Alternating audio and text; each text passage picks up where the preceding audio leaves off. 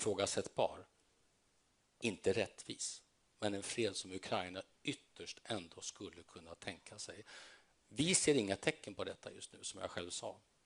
Vi är ju med i de här samtalen för att om vi kommer till det här läget där en smärtsam men ändå till slut acceptabel fredsöverenskommelse för Ukrainas del, om den blir verklighet, så bygger den också på att vi tillsammans med USA kan garantera säkerheten för Ukraina efter en fredsuppgörelse.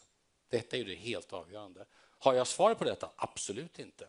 Känner jag många dagar stort tvivel på detta? Utan tvekan. Men så länge Ukraina vill att vi fortsätter hålla dem i handen och vara deras bästa vänner i diskussioner med USA som kan leda till fredsöverenskommelse, så kommer vi vara där. Innan vi sen är beredda att sätta svenska Gripenflygplan eller minröjare på plats, så kommer det kräva oerhört noggranna beslut, trovärdiga beslut som är fattade under vilka spelregler Sverige och andra styrkor ska operera. Så svaret är fortfarande i framtiden. Men jag börjar tro att den framtiden närmar sig när vi kommer få ett svar på de frågorna. Tack så mycket, Tack. Ulf Kristersson. Tack till frågeställaren också. Med det lämnar vi över ordet till oppositionsledaren och Socialdemokraternas partiledare. Välkommen Magdalena Andersson.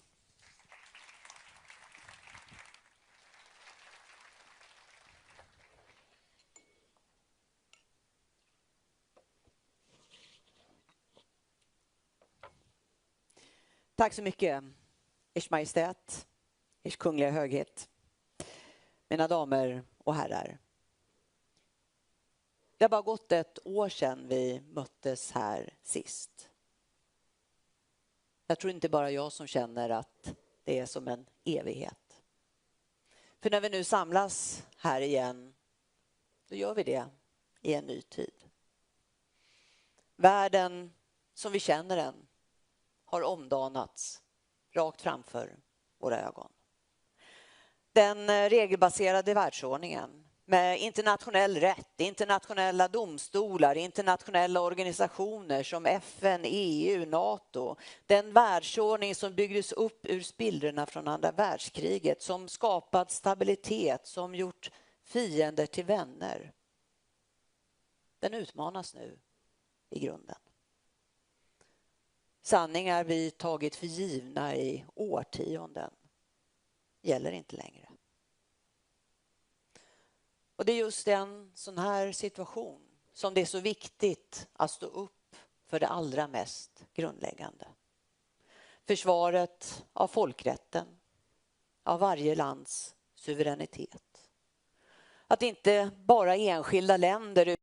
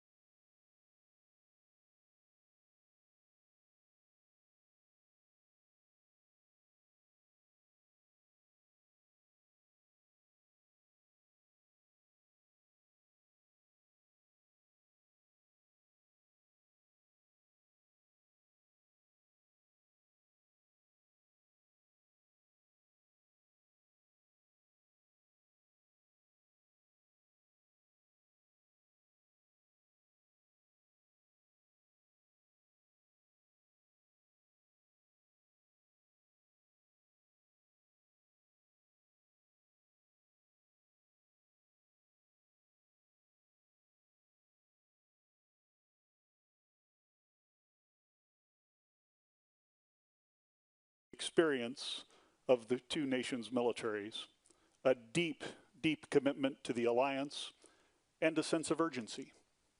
And that sense of urgency is essential. When I look around the globe, Russia, China, Iran, North Korea, and others are increasing their collaboration and their cooperation as their interests align against us. We see this clearly in Ukraine. While President Trump pushes for a peaceful resolution to a horrible war, China continues to fund Putin's war machine. Iran continues to supply technology and weapons. And North Korean combat troops remain in Russia on Ukraine's border. And of course, there's a confluence between Russia, Iran, and Venezuela and their dark fleet of oil tankers that is helping to fund the war. In the Arctic and the high north, we see a similar trend. Russian and Chinese vessels are conducting more and more joint patrols. Chinese icebreakers and research vessels are in Arctic waters, and their research is not for peaceful purposes. It's to gain a military advantage. Russia, meanwhile, continues testing advanced capabilities in the Barents Sea. As new shipping routes emerge and new resources are discovered, the Arctic only grows in strategic importance. And all of this comes in the midst of an increasing hybrid threat: airspace violations, GPS and GNSS interference, and the shadow fleet in the Baltic Sea threatening underwater infrastructure. In short, the Arctic, and Northern Europe by extension, has become a front line for strategic competition. Within NATO, Allied Command Operations, the command that SACEUR oversees, has taken steps to strengthen our deterrent posture, much of which is oriented in that northern region, here. Just over a year ago, we established Baltic Sentry, an activity to protect that critical underwater infrastructure. In this past fall, we developed Eastern Sentry to increase our agility and further integrate our air and missile defenses on the eastern flank. More recently, in just the past month, we've realigned the boundaries of our joint commands, and now Joint Force Command Norfolk brings together NATO's activities in the Arctic under one command, allowing us to better defend all allies in Europe, in the Arctic, and the strategic approaches to North America. Allies are also working together closely on Arctic issues. At a recent Arctic Chief of Defense conference, we agreed to increase our understanding of activity in the Arctic, to enhance our domain awareness, and to increase our own activities and exercises in the high north. In short, military cooperation in this region has never been stronger. Moving forward, we intend to expand our intelligence, surveillance, and reconnaissance capabilities, to improve our infrastructure and logistics for military mobility, and to strengthen our presence with Arctic-capable forces, many of those forces here in Sweden. With 7 of 8 Arctic nations inside the alliance, the other one being Russia, we will and we can get this right. Now, what's Sweden's role? As our newest ally, Sweden is instrumental. 2 years in, and you have already demonstrated exceptional commitment. You're the framework nation for our forward land forces in Finland.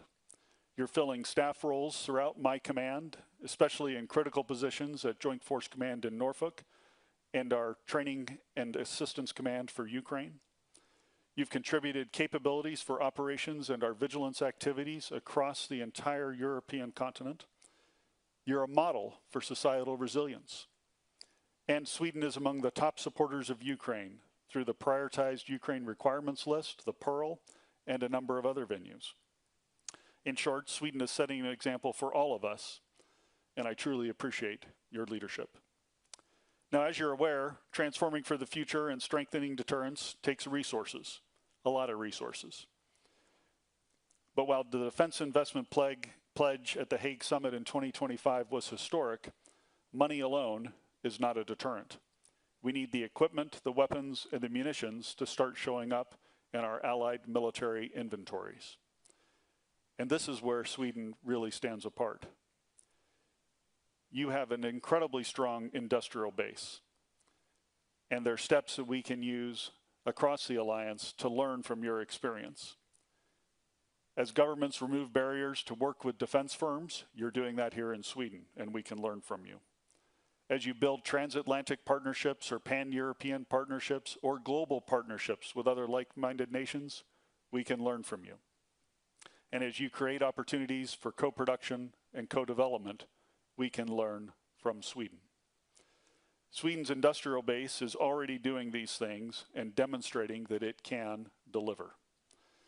Yesterday, I heard the phrase "made with Sweden" in stark contrast to the other phrase that you might have chosen, a more protectionist phrase of "made in Sweden." This is fantastic. All allies would benefit from adopting this mentality, as a rising tide lifts all boats. So, in conclusion, everything I'm seeing from Sweden, the collaboration, the modernization efforts, the defense investments, the health of your defense industry, frankly, I think someone gave you all a checklist for being a model ally, and you just went down and started checking it off. So it's a real privilege to be here today, with you today with a model ally who's doing so much for the alliance, and I truly look forward to your questions.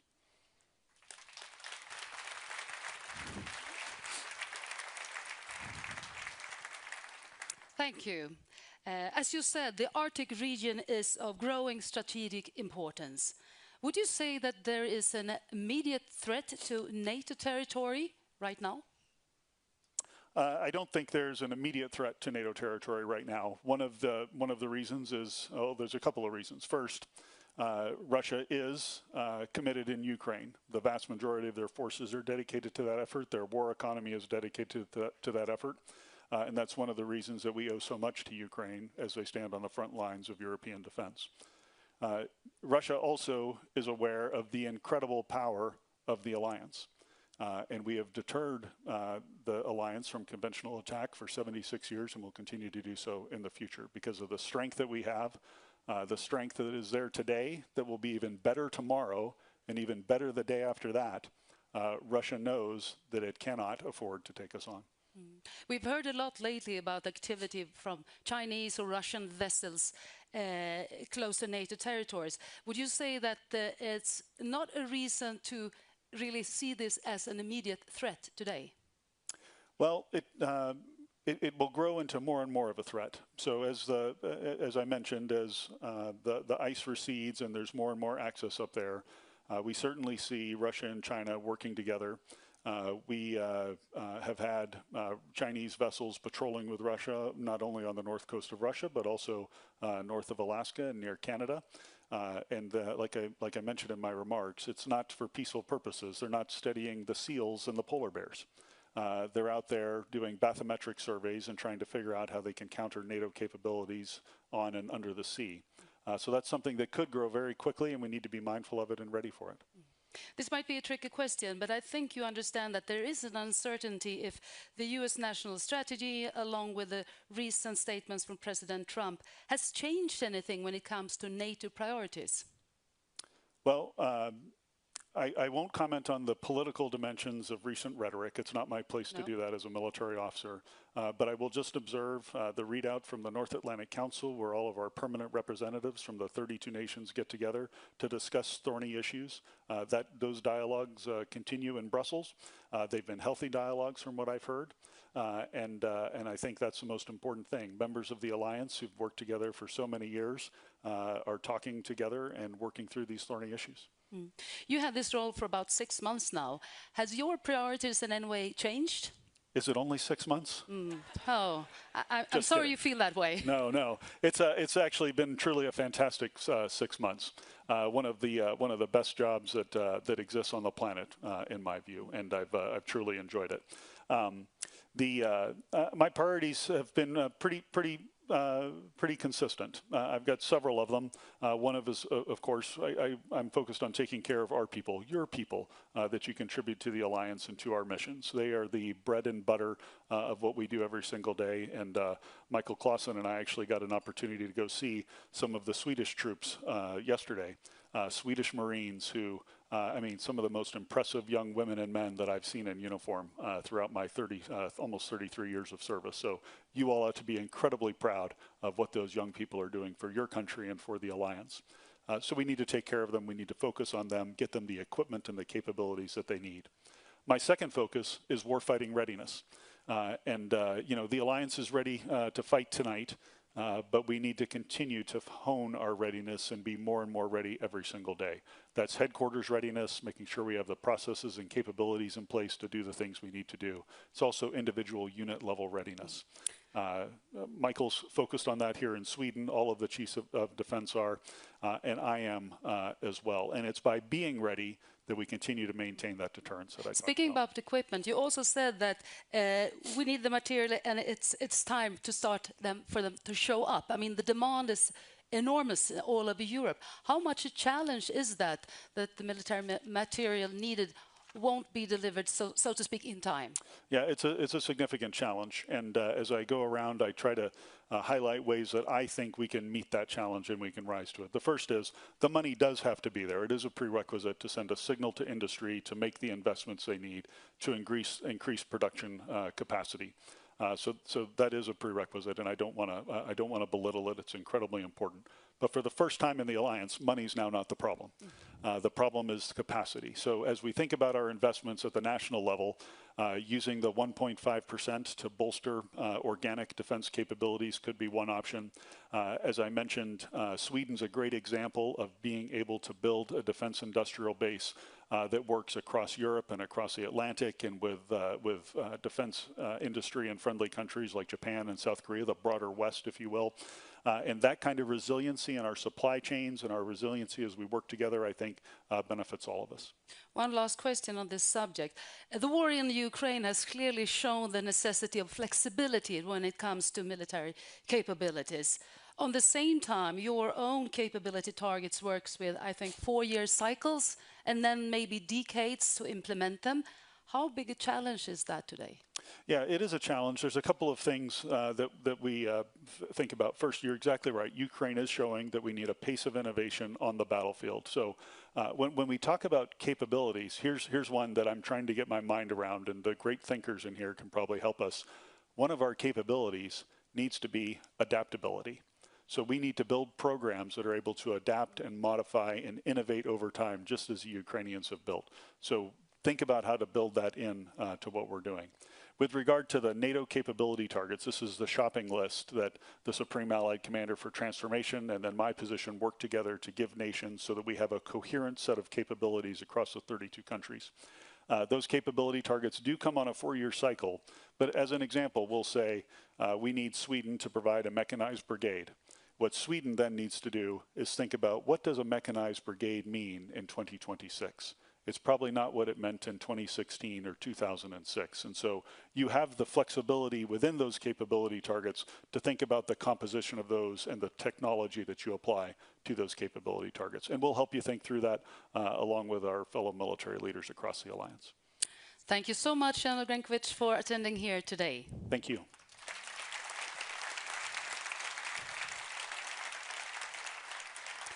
Och med det tar vi en